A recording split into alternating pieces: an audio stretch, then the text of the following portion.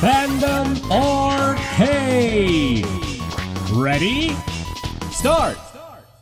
This time on Fandom Arcade, we are going to race the Flower Cup, starting with Mario Circuit.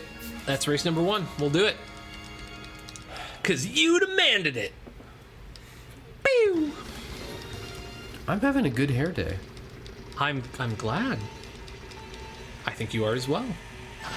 Ah, shit, I blew out. Oh, snap, crackle, pop, Rice Krispies. You are out of here. Ooh, missed. Oh, oof. Damn, not getting the initial boost. God bless America, why did I get my red shell? Oh, hey, did I tell you I watched Mission Impossible 5 last night? You did not. I think I saw a Facebook post about it. Yeah, I was definitely Facebook posted about it. Yep. You know, one of the things that I love about the Mission Impossible So series many turtle shells. Yeah? Mm-hmm. is that it's the first Mission Impossible movie was so in its own league. It's such a great spy movie. Yeah. The second one was directed by John Woo, and that was when John Woo was really hot, and it's one of the worst films I've ever seen. And John Woo is also just the worst thing to happen to John Woo's career is coming over to America. John Woo, I would describe as a haphazard director. Well, I mean, have you ever seen any of his old Hong Kong films? I With Chow Yun-fat? believe I have, actually. I just can't remember. Hard Boiled? Not Hard Boiled. Hard Boiled was great. But the thing is that when they brought him over, all of a sudden he became all about doves and melodrama. Yeah, which is weird. I don't know who made that decision, because it seems like it wasn't even him.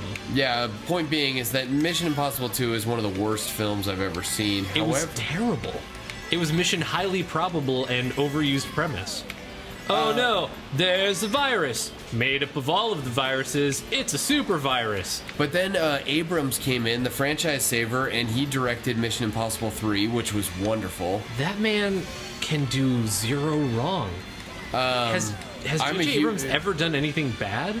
We've talked about it. We're both huge fans of the Kelvinverse, and I'm a pretty hardcore Trekkie. Yeah, you are. I think I'm skirting there right along with you. Well, dude, you just Enterprised, so you're you're definitely. I would say you're definitely you've earned your place in the Trekkie sphere. Well, thank you.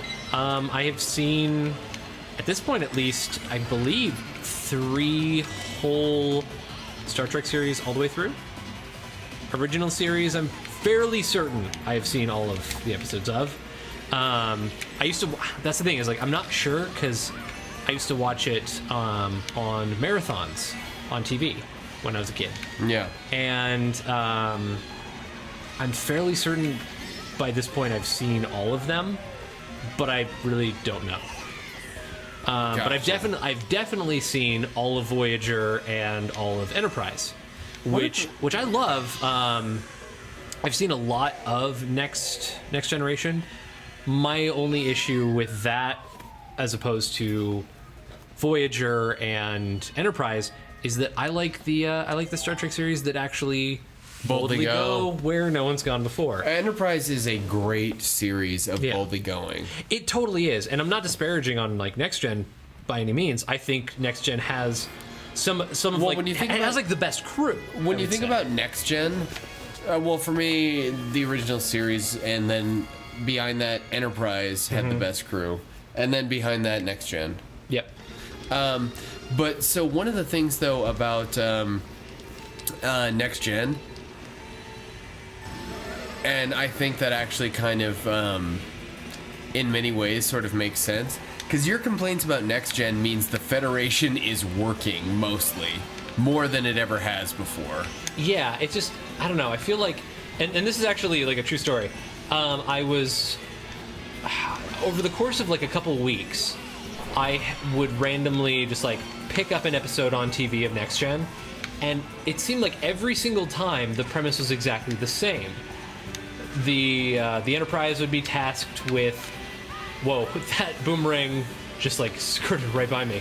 The Enterprise would be tasked with transporting an ambassador from one planet to another, and halfway through the trip, turns out the ambassador is evil and wants to take over the Enterprise. And that happened every time. it happened so often. I actually recognized one of those alien ambassadors as Ken Teeger, a director I had for the Mendocino Opera Festival's production of Pagliacci that I was in many years ago. You were in a production of Pagliacci? That's right. I'm an operaman. An operaman. I am a trained musical theater person. You can tell by the way I talk good. And words as well. And words well. And words. Mm-hmm. Boy howdy. No, I am a classically trained actor in the arts of song and dance and comedy. Well done, sir. You wouldn't know it from listening to me talk while playing video games. But it's a true story. Mm-hmm. But yes, I was in a production of Pagliacci at the Mendocino Opera Festival, where we grew up in Mendocino, California. And it was a lot of fun.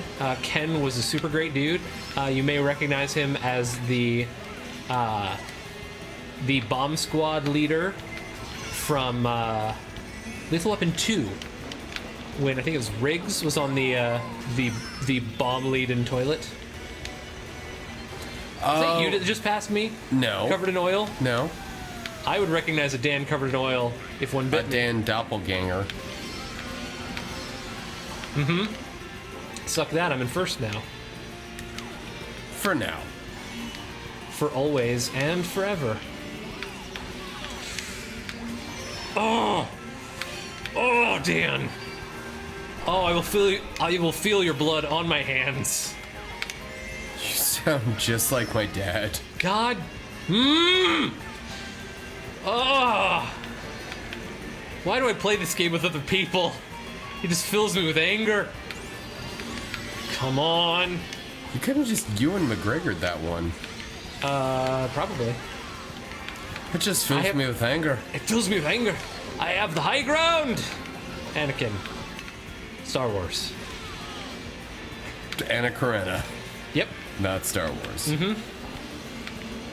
Come on. Fourth. I have dishonored my dojo. Ooh, Wolfzilla on our Twitch feed boasts as seeing all of the original series Next Generation, and they are starting DS9. Wait a minute. I have not seen beyond, I think, one random miscellaneous episode of DS9. Wait a minute, Wolfzilla, have you seen Enterprise though? That I think I can safely say Enterprise is the shit. It is pretty darn good. Like I said, I love the characters of Next Generation. It's just kind of the premise of. That's because everything in the really Federation was going so well. Yeah, I mean, yeah. I guess I just need a little more intrigue. Need But you anyway, to go a little south. Yeah, here's the Twisted Mansion. Are we gonna play this next time on Fandom Arcade? No. We're gonna play it this time. We're gonna play it this time on Fandom. All right, here we go. Boom! Lock out this episode strong. I'm gonna kick your ass at Ghost Town, USA. Population nobody, because they're all dead. It's Ghost Town, USA. What were you expecting? What, are you crazy? I'm not crazy. You're crazy. Gah! Every time, the more you talk, I'm always expecting you to go, what are you, a narc? What are you, a narc? That's a decision only a crazy person would make. I'm not crazy. You're the crazy one. We all go a little mad sometimes. Like when water doesn't obey physics. Nope. Water rarely obeys physics in any Mario Kart game. And skeleton fish, because that's a thing that... Actually, skeletal fish kind of, does weird me out more than I think it should. Really? I don't know why. Skeletal fish. It's weird. I am clearly not That's a you thing I'm because kind all of of a sudden afraid of. I just became hungry for fish. I mean, when aren't any of us hungry for fish? I want fish. Oh, you know what I did? You know what I did we didn't talk about? I made lobster tail. Yes! Oh my god, while we were at San Francisco Comic-Con, Dan made some phenomenal lobster tail. He is quite the grillsman. I pride myself in my chefing. That's why I own a chef's jacket. Dan is a miraculous chef. I appreciate his skills, especially when they benefit my taste buds, because he's really good at cooking and being a bully bill. Oh, yes. Suck it, 5th place. Gaining on you, nickname. 4th place. Gaining on you. I'm right behind you, 4th place. To realize your nightmares. Uh-huh.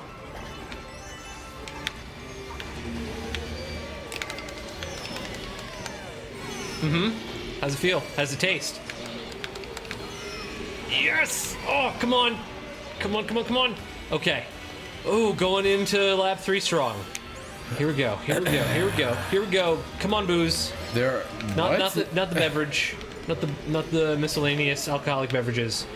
I am referring to. There are no cats in America. I think I may have mentioned when I was a kid, the booze actually scared me, particularly in Mario 64. 2 dimensions, blue shell. Why do you exist? Red shell. That's just insult to injury. Okay.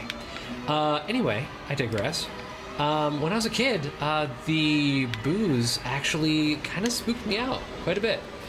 More than the average bear. More than the average bear.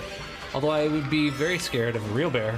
Because, you know, claws, hibernation. It's unnatural. That checks out. Yep. Those are reasons to be scared of a thing. Oh, Toad. Finishing first. But yeah, I was scared of booze, or King Boo, when I was a kid, especially in Mario 64. 2-dimensional, not so much of a problem. I could deal with it. But yeah, when it's brought into 3 dimensions, as adorable as boos are, kind of freaked me out. You know what I think of when I think about your phobias? About talking more about scaring me next time on Fandom Arcade? Next time on Fandom Arcade. Next time on Fandom Arcade, we'll see you tomorrow. Bye.